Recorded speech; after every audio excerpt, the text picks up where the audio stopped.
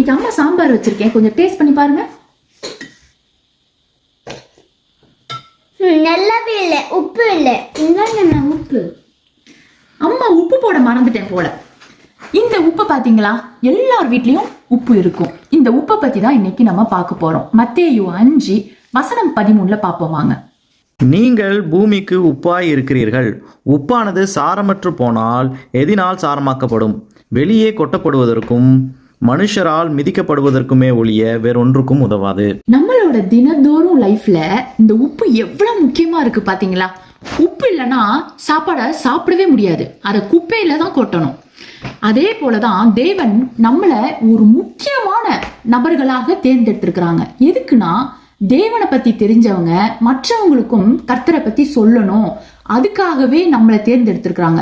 உப்பு எவ்வளவு முக்கியமா நமக்கு சாப்பாட்டுல இருக்குதோ, நம்மளும் நம்ம வாழ்க்கைய ஒரு எடுத்துக்காட்டான வாழ்க்கையை வாழணும் மற்றவங்களுக்கு தேவனை பத்தி சொல்றதுக்கு.